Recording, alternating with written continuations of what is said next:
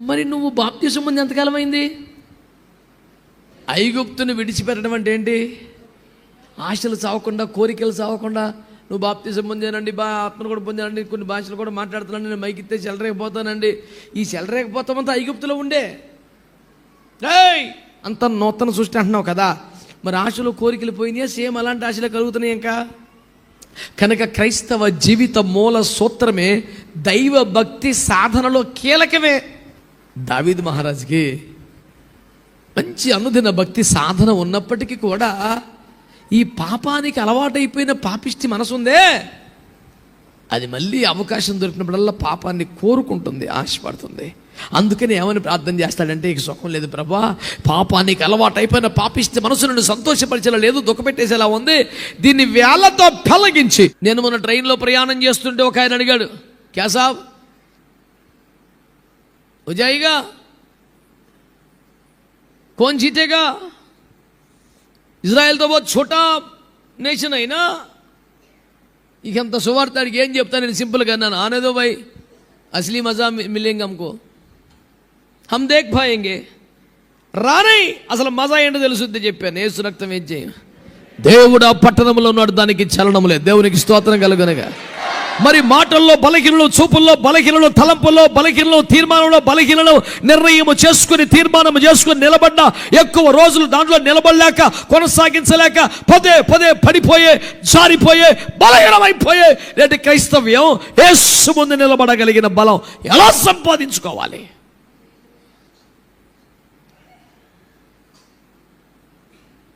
మంత్యాల సత్యనారాయణ రాజు గారు చెప్పే చిట్కాలు పనిచేయుగా. పిల్లకలందరూ కింద పడిపోయి మీద పడిపోయి తొండలాగా లెగుతారుగా, అవి పనిచేయుగా. కమ్మగా అన్నం తింటాం మానేసి మిల్లెట్ల మీద పడినోడికి బలం సరిపోదుగా. ఈ బలం ఎట్లొస్తుంది మరి?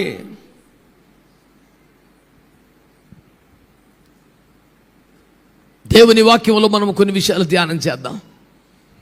ఆమేన్, హల్లెలూయా, హల్లెలూయా. గట్టిగా దేవునికి స్తోత్రం చెప్పండి ఒకసారి. మనకు బలం ఎలాగొస్తుంది? ఆమేన్. పరిశుద్ధ గ్రంథమైన బైబిల్లో నుంచి ఒక మంచి వాక్యం చదువుకుందాం. కీర్తనల గ్రంథము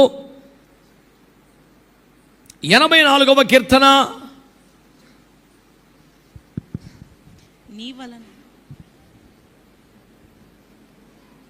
7వ వాక్యం చదవండి. వారు నానాటికి బలాభివృద్ధి నొందుచు ప్రయాణము చేయుదురు, వారిలో ప్రతి వాడును సియోనులో దేవుని సన్నిధిని కనబడును. హల్లెలూయా, స్తోత్రం, hallelujah, my God, hallelujah. What a voice the Lord has blessed with, my goodness. Oh God bless you brother. స్తోత్రం, హల్లెలూయా.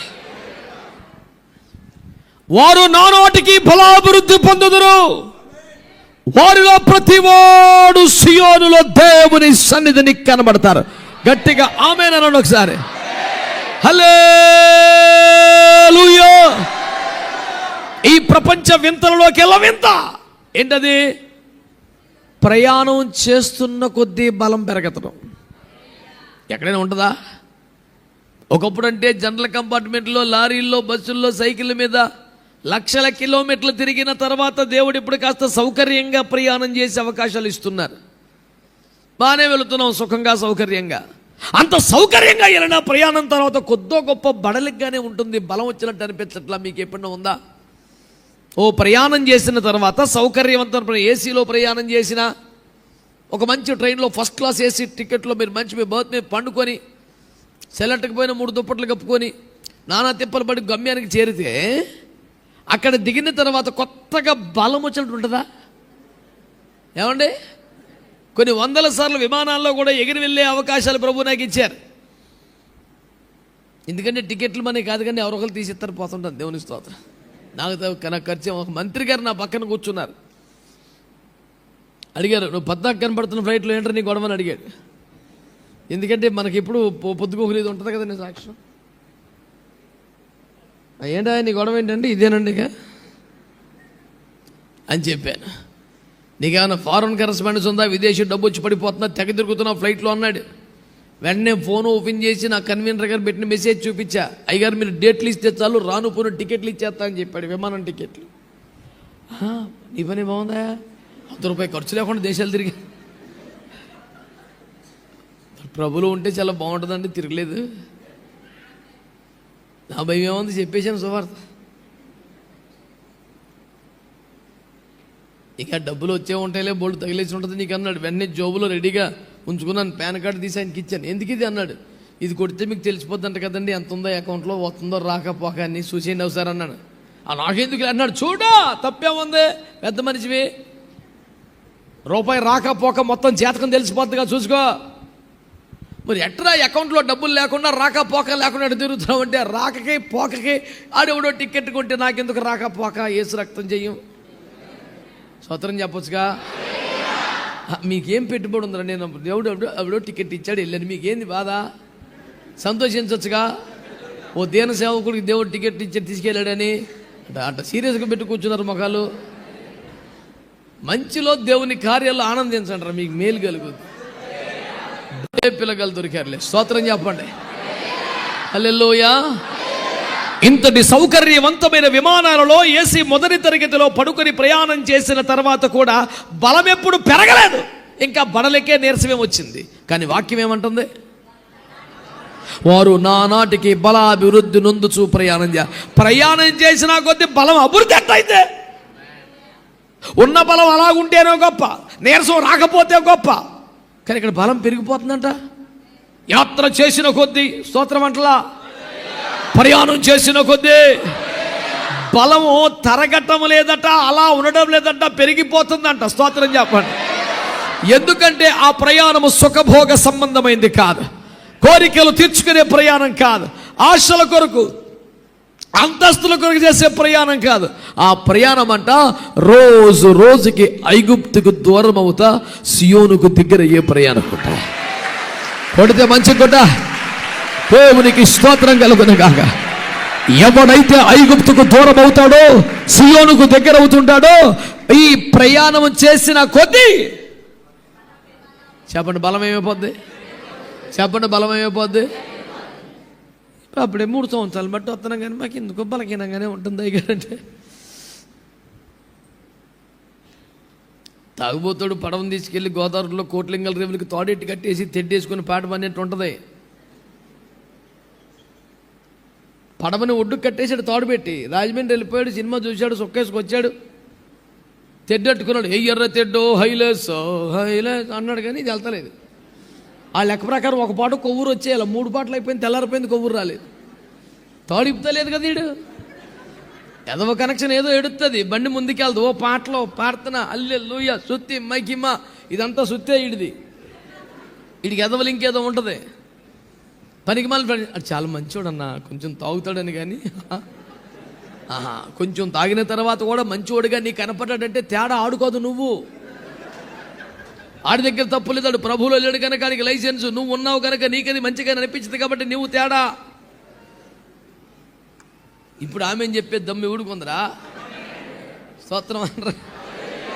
బలం కావాలా వద్దా, ఏ బలం కావాలి చెప్పండి, ఏ బలం కావాలి, యేసు ముందు నిలబడ్డానికి సరిపడ బలం కావాలి.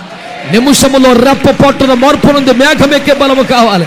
ఈ భూమి మీద ఏదో సాధించే బలము కాదు, మేము బలవంతులం అనిపించుకోవడానికి కాదు, బల ప్రదర్శన చేయడానికి కాదు, నిమిషములో రెప్ప పట్టున మార్పు నుండి మహిమ మేఘం ఎక్కి యేసు ముందు నిలబడడానికి దైవికముగా కొనిపోబడే బలము కావాలి. ఈ బలము ఉన్న చోట ఉంటే రాదు, ఈ బలము నామకార్థతలో రాదు, ఈ బలము ఆత్మీయ ప్రయాణం చేయకపోతే రాదు. రోజు రోజుకి ఐగుప్తుకు దూరం అయిపోవాలి, సియోనుకు దగ్గర అయిపోవాలి, అరణ్యమును దాటాలి, మారాను దాటాలి, ఇదిగో ఎడారి దాటాలి. ఒక్కొక్క అనుభవాన్ని దాటి సియోనుకు దగ్గరకు వస్తున్న కొలది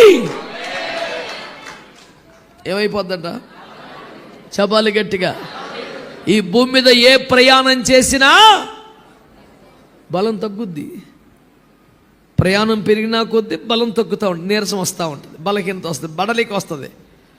కానీ సియోను ప్రయాణం చెప్పండి ఏమవుతుంది, ప్రయాణం చేసిన కొద్దీ ఆ సీక్రెట్ అర్థమైతే ఆగదు నా పయనం అనాల్సి వస్తుంది. ఆగితే బలం తగ్గిపోద్ది, బ్యాటరీ డిశ్చార్జ్ అయిపోద్ది. యేసు రక్తం చేయం. నువ్వు వెళ్తున్నా కొద్ది ఛార్జింగ్ ఎదిరిపోద్ది యేసు రక్తం వేచి. హల్లెలూయా. మీరంతా అధునాతన కాలంలో అభివృద్ధి చెందిన దినాల్లో నొక్కితే ముందుకు సాగిపోయి అంత టెక్నాలజీ ప్రబలిపోయిన కాలంలో మీరు వచ్చారు. కానీ మేము సైకిల్కి డైనమో లైట్ ఉండేది, దానితో సువార్తలకి వెళ్ళేవాళ్ళం. సైకిల్ మామూలుగా దొక్కితే సులువుగా ఉండేది, ఆ డైనమో ఆన్ చేస్తే అది టైర్ని గట్టిగా పట్టుకొని కష్టంగా బండికి వెళ్ళింది. నలుగురు నెక్కించుకుని దొక్కినంత భారం పడాల్సి వస్తుంది. ఆ డైనమో తొక్కుతున్నప్పుడు సైకిల్ ఎంత స్పీడ్గా తొక్కుతామో అంత కాంతి ఉంటుంది. కంటిన్యూగా తొక్కలేం కదా, ఒక క్షణం ఆగుతాం కదా, అది అట్లా తొక్కుతుంటుంది. మళ్ళీ గట్టిగా ఒక తొక్కు లెగుతూ ఉంటుంది. దాని పేరే సియోను ప్రయాణం. నువ్వు ఎంత గట్టిగా తొక్కుతావు, ఎదరికి వెళ్తావు, దేదీప్యమనుకుంటుంది వ్యవహారం. మరి పద్దాక అంటే కష్టం కదండి గారు, కొంచెం అప్పుడప్పుడు మరి ఆట పాట విడిపో ఉండాలంటే లైటింగ్ తగ్గిపోతుంటుంది. మళ్ళీ అప్పుడు సిగ్గుమాలి సీస పట్టుకొని స్వస్థ కొట్టడానికి వెళ్ళాలి. నువ్వు ఏది ఆత్మను పొందిన నీవు, అభిషేకించబడ్డ నీవు, పెండ్లి కుమార్తె సంఘంలో నీవు, పెండ్లి కుమార్తెగా రాకలు ఎత్తబడి క్రీస్తు పక్కన నిలబడవలసిన నీవు ఖర్చుకో గుడ్డమ్మకో సీసాకో మీటింగ్కి వెళ్తున్నామంటే ఏ రకమది చచ్చే ఎలా చూస్తారా మరి? చిచ్చి అనపోతే ఏమంటాం? ఆ సీసా అట్టుకొని గుడ్డమ్మక్కను తిరిగినప్పుడు ఉండాలి ఫీలింగ్, నేను అన్నప్పుడు కాదు. మారు మనసు పొందిన వాళ్ళందరూ స్తోత్రం చెప్పండి. నిజమే. మరి ఎందుకు ఫీల్ అయ్యారు? మరి మన రేంజ్ ఎక్కడా? రాజ వస్త్రములు ధరించుకొని, పెండ్లి వస్త్రములు ధరించుకొని క్రీస్తు ముందు నిలబడవలసిన మనం సండే స్కూల్ పనులు మానిపడేయండి. పెండ్లి కుమార్తె వయసు వచ్చాక, ప్రదానం చేశాక, పెండ్లి కుమార్తెగా తయారు చేశాక మంగళమే యేసునకు అని పాడేసి అందరూ అడావుడు చేసిన తర్వాత మమ్మీ నేను బయటికి వెళ్ళి ఆడుకుని వస్తున్నాడు గోపురం వాయించేస్తాం. I'm a sports women, you know, I must play. పెళ్ళయ్యాక నువ్వు ఎక్కడ చస్తావు సావు, ఇప్పుడు నోరు కూర్చో. నేను కాలేజీ నుంచి కూడా నేను బాగా ఆటలాడేదాన్ని, మాకు తెలుసు. ఇప్పుడు కుదరదు. పెళ్లి కుమార్తెగా తయారు చేశాక కూర్చో. I'm getting bore mom. అయితే పెరట్లోకి వెళ్ళి మొత్తం గిన్నెలని కడుగు. నీకు అలిసిపోయేంత పని చెప్తాం, ఎదవేసరి ఎక్కడ తెగని రోడ్డు మీద కక్కుతావు. బుద్ధి లేదు. వచ్చా మనిషి పేరు కానీ బుద్ధి పెరలేదు. సన్నాసి అనరా ఏంటి? ఏమో మీరు చెప్పండి రా అనరా. పెళ్లి కూతురుని చేసి ప్రదానం చేసి కొత్త కొత్త బట్టలు పెట్టి శృంగారా ప్రభువునకు క్షేమాధిపతికి మంగళం నేను ఆడుకొని వస్తున్నాడు గోపుల భాష. బుద్ధి పెరగలేదు. విజువలైజ్ వేలు అనరా వీడు. మరి మంచి వాళ్ళందరూ స్తోత్రం చెప్పండి. అందరూ చెప్పరేమని డౌట్ కావాలి అన్నానులేండి, చెప్పండి. హల్లెలూయా. యేసుని ఎదుర్కొనే బలము కావాలి. ఆలకించుడు, ఇప్పుడు నా ప్రియుడు వచ్చుచున్నాడు, కొండలు దాటి గుట్టలు దాటి వచ్చుచున్నాడు. అందరూ అనుకొనుచున్నట్టుగా ఆలస్యము చేసేవాడు కాదు, తన వాగ్దానమును గురించి వెనకడుగు వేయడు. మహాప్రభావముతో, అభిషేకముతో, సైన్య ప్రభావముతో ప్రభు రాబోతున్నాడు. బలవంతులు మాత్రమే దైవికంగా కొత్తపడతారు. ప్రజల ముందు స్టేజీల మీద ప్రగల్భాలు పట్టడానికి మనకు వచ్చే బలం పనిచేయదు నాయన. బలం ఎలా వస్తుంది? సియోను ప్రయాణం అనండి. ఏం ప్రయాణం అండి? అంటే ఎరుసలేములో వస్తాం అనుకున్నారేంటి? హోలీ ల్యాండ్ టూర్ అది కాదురా బాబు. సియోను ప్రయాణం అంటే అంటే ఐగుప్తులో బయలుదేరిన మనం, ఆమె ఈ లోకమును విడిచిన మనం ఐగుప్తు అంటే లోకం, లోకం అంటే శరీరాశ, నేత్రాశ, జీవపు డమ్మం. శరీరాశను, నేత్రాశను, జీవపు డమ్మాన్ని వదులుకున్న మనం రోజు మేఘం కింద నడుస్తూ, మన్నా తింటూ, నీళ్లు తాగుతూ, ఓషన్ వెంబడిస్తూ, గుడారమును మోస్తూ మెల్లిమెల్లిగా వాగ్దాన దేశానికి వచ్చేయాలి. స్తోత్రం చెప్పండి గట్టిగా. హల్లెలూయా, హల్లెలూయా. ఈ ప్రయాణం చేస్తే లోకానికి దూరం అయిపోతే, మా తమ్ముడు మధ్యాహ్నం ఫోన్, అన్న ఎంతవరకు వచ్చావు? ఎప్పుడు ఫోన్ చేసిన అమలాపురం అన్నాం అనుకోండి, ప్రయాణం చేసినట్ట ఏదో మోసం ఉంది. ఒకసారి చేస్తే అమలాపురం అన్నాం, ఇంకోసారి ఫోన్ చేస్తే కొత్తపేట, ఇంకోసారి రావులపాలెం కూడా దాటాం. మహానుభావా, మరి నువ్వు బాప్తిసం ముందు ఎంతకాలం అయింది? నే సాగేదా యేసునితో అని మొదలెట్టావుగా. చాలా మందిని చూసి హానాగోవలే సాగేదా, ఆడి ఎంత నరికేసినట్టు కటిక్కిమని ఆపేస్తాడో, ఆడి ప్రయాణం కూడా అంతే. ఆడు ఎప్పుడూ ఆపేశాడు. మళ్ళీ ఆ పాట పాడినప్పుడు గుర్తొస్తుంది, నిజమే కదా, అయ్యి బాబాయ్ ఆ రోజున అలాగా అనుకున్నాం కదా. ఎక్కడ బయలుదేరాం మనం? చెప్పరే. ఐగుప్తుని విడిచిపెట్టడం అంటే ఏంటి?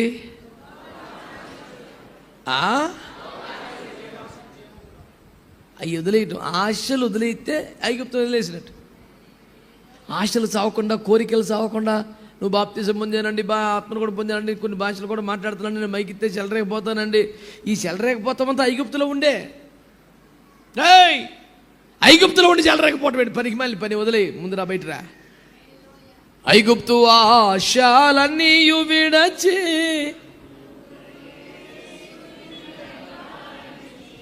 హల్లెలూయా. ఏనా ఎక్కడ పడుతున్నావు? స్తోత్రం చెప్పు. హల్లెలూయా. మంచి పద్ధతిగా అర్థం చేసుకోండి మ్యాటరు. నువ్వు ఆశలు, ఇప్పుడు ప్రభు నమ్ముకున్నావు, మారు మనసు పొందావు, బాప్తిసం పొందావు, మరి నీకన్నీ పరిశుద్ధమైపోయిన, కడగబడ్డాను, నూతనమైపోయాను, అంత నూతన సృష్టి అంటున్నావు కదా. మరి ఆశలు, కోరికలు పోయినాయా? సేమ్ అలాంటి ఆశలే కలుగుతున్నాయి. ఇంకా ఏమంటా సైలెన్స్? పోనీ ఇటు చెప్పండి రా. ఆశలు, కోరికలు అన్నీ కలుగుతున్నాయా? అవన్నీ పోయినాయా? మీరేమా మౌనాన్ని అర్థం చేసుకోండి పాస్టర్ గారు. ఏమని చెప్పేదా మా బాధము? సరే,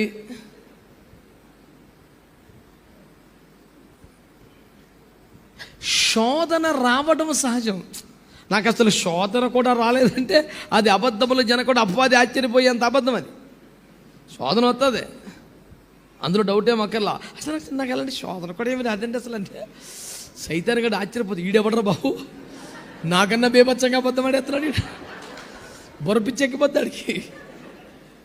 అర్థమైంది? శోధన వస్తుంది, అందులో పడకూడదు. నువ్వని రానరండి, ఉపవాసం ఉంటామండి, ఆకలి అవదా కానీ తినకూడదు. ఆ టైంకి ఆకలి అనిపిస్తుంది కానీ తినకూడదు. రేపొద్దున పరీక్షలు ఉన్నాయి, సిద్ధపడాలి. రోజులాగా 9ంటికే పడుకుందని అవదు, నిద్ర వస్తుంది అలవాటు ప్రకారం. కానీ దాన్ని ఎలాగైనా కాసేపు ఆపుకునే ప్రయత్నం చేస్తాం. చదువుకునే పిల్లలు ఒక్కడు అంటలేదురా. ఎప్పుడు మామూలుగా పడుకుని పోయి బేచలా ఉన్నారా? దేవునికి స్తోత్రం. నా భాష అర్థమవుతుందా మీకు? ఎట్లొస్తుంది నాన్న బలము? ఆశలకు దూరం అయితేనే ఆత్మ బలపడుద్ది. నీ ఆత్మ బలమైంది అవ్వాలంటే నానాటికి నువ్వు ఆశలకు రోజు రోజుకి, అసలు ఆజ్ఞలన్నీ ఆశలే. ఆశలు జయించమని ఆజ్ఞలు. ఉదాహరణకు ఉందనుకోండి, మీరు చూడండి, నరహత్య చేయకూడదు, దొంగతనం చేయకూడదు, వ్యభిచరించకూడదు, ఇవన్నీ ఏంటి? ఇవన్నీ ఏంటి? అలా చూస్తారా? పెద్ద అంత ఆలోచించేయాలా? ఓరు బాబోయ్. నరహత్య ఏదో ఆశించాక, దొంగతనం ఏదో ఆశించాక, వ్యభిచారం అంటే నిజమైన ఆశగా, మద్యపానం సుఖాసక్తేగా. మరి అన్నీ చెప్పిందేంటి? ఆజ్ఞలన్నీ కూడా ఆశను జయించమని. అబద్ధం చెప్పకూడదు, అబద్ధ సాక్ష్యం చెప్పకూడదు అంటే ఏదో ఆశపడేగా. అంటే ఆజ్ఞలన్నీ కూడా ఆశలు జయించమని చెప్పటమే ఆజ్ఞలన్నీ కూడా. కనుక క్రైస్తవ జీవిత మూల సూత్రమే దైవ భక్తి సాధనలో కీలకమే ఆశలు జయించుట. ఆమె నువ్వు బాప్తిసం పొంది ఎంతకాలం అయింది? నువ్వు చిన్నోడివా పెద్దోడివా గొడవ కాదు. ఆశలు ఏమైనా తగ్గినాయా? మనసు అలాగే కోరుకుంటుందా? దావీదు మహారాజుకి మంచి అనుదిన భక్తి సాధన ఉన్నప్పటికీ కూడా ఈ పాపానికి అలవాటైపోయిన పాపిష్టి మనసు ఉందే, అది మళ్ళీ అవకాశం దొరికినప్పుడల్లా పాపాన్ని కోరుకుంటుంది, ఆశపడుతుంది. అందుకని ఏమని ప్రార్థన చేస్తాడంటే, ఇక సుఖం లేదు ప్రభా, పాపానికి అలవాటు అయిపోయిన పాపిష్టి మనసు నుండి సంతోషపరిచేలా లేదు, దుఃఖపెట్టేసేలా ఉంది, దీన్ని వేళ్లతో పెళ్లగించి అంతరంగ ముందు స్థిరమైన మనస్సును నూతనంగా పుట్టించు అని ప్రార్థన చేశాడు. అడా గట్టిగా దేవునికి స్తోత్రం, హల్లెలూయా. ఒక స్థిరమైన మనస్సు, ఆమేన్. స్థిరమైన మనస్సు, ఆమేన్. చలించని మనసు, బలముగా నిలబడే మనసు, మళ్ళీ పాపాన్ని ప్రేమించని మనసు, లోకమును ఆశించని మనసు, పరిశుద్ధతను కోరుకునే మనసు, దేవుని కొరకు బ్రతకాలని పరితపించే మనసు. పాపానికి అలవాటు అయిపోయిన పాపిష్టి మనసు ఎలా కుదరదో, స్థిరమైన మనసు కొత్తగా పుట్టించే ప్రభా. తీసి అవతల వాడే, నాకు వద్దేది. ఆశలకు అలవాటు అయిపోయింది ఇది.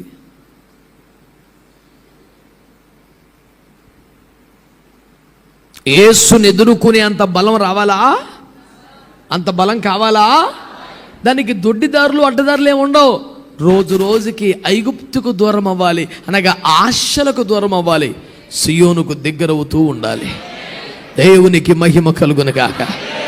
ఈరోజు ఒక రోషంతో కసిగా తీర్మానంగా దేవుని దగ్గర పట్టుదల కలిగి అడగండి, ప్రభువా నేను మళ్ళీ ఐగుప్తు వైపు తిరగకూడదు ప్రభువా. స్టెఫెన్ అనే ప్రసంగికుడు మాట్లాడుతూ అపోస్తలుల కార్యం 8వ అధ్యాయంలో ఆ అరణ్యమందులో ఉన్నటువంటి సంఘమట మనస్సున ఐగుప్తునకు పోగోరి వాగ్దాన దేశం వైపు నడిచారట. మనస్సంతా ఎక్కడ ఉందంట వాళ్ళకి? తప్పట్లేదు. మమ్మీ డాడీ అన్నయ్య అక్క అందరు చర్చికి వెళ్తున్నారు, నేను దగ్గర ఉంటాను టీవీ చూస్తానంటే కుదరదు, సచ్చినట్టు వస్తున్నాడు తప్ప. అది మనసంతా ఫ్రెండ్స్ అందరూ ఎక్స్కర్షన్కి వెళ్ళారు. ఈ ఒక్క సండే కదా మమ్మీ, చిన్నప్పటి నుంచి చర్చికి వస్తున్నారు కదా, సండే నెక్స్ట్ కూడా వస్తుంది, మళ్ళీ ఎక్స్కర్షన్ రాదు ఫ్రెండ్స్తో. ఈ రెండింగ్కి వచ్చేసాం, నెక్స్ట్ నుంచి ఎక్కడెక్కడికో ఎవరెవరో వేరే వేరే కాలేజ్కి వెళ్ళిపోతాం. ప్లీజ్ మమ్మీ ఒక్క సండే నోరు మూసుకొని బయలుదేరి పనికి వెళ్ళమా. చర్చి పదా, చర్చికి వచ్చారే కానీ మనసంతా మాస్ని ఇంకా టీవీ దగ్గర ఉన్నామేంటారా, ఎక్స్కర్షన్కి వచ్చేసాం. వాళ్ళు ఇప్పుడు అక్కడ ఫోటోలు దిగుతుంటారు, చక్కగా ఫ్రెండ్స్ అందరూ ఆడుకుంటూ ఉంటారు. నేను ఒక్కడిని ఇక్కడ ఉన్నాను. పోయింది, ఫలితం ఏమీ లేదు, మొత్తం 0. ఈ రోజున నిన్ను తప్ప ఇంకేమీ కోరుకొని ఒక మనసు నాకు ఇవ్వయా, నీ మీద దృష్టి నిలిపే ఒక మనసు నాకు ఇవ్వ. నిన్ను తప్ప ఏది నా కళ్ళల్లో పెట్టుకోకుండా జీవించే కొరపేవు. సిన్సియర్గా సీరియస్గా నువ్వు చేయవలసిన ప్రార్థన అది. బలం ఎలా వస్తుంది చెప్పాలి. ఐగుప్తుకు దూరం అవుతూ ఉంటే, సియోనుకు దగ్గర అవుతూ ఉంటే బలం పెరుగుద్ది. ఆశలకు దూరం అవుతూ ఉంటే, ప్రతిష్ట సమర్పణ మహిమకు దగ్గర అవుతూ ఉంటే బలం పెరుగుతుంటుంది.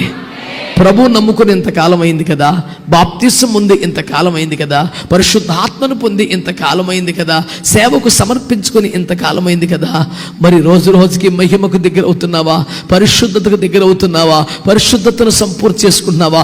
అందుకు గాను ఆశలు, కోరికలు, బలహీనతలకు దూరం అవుతున్నావా?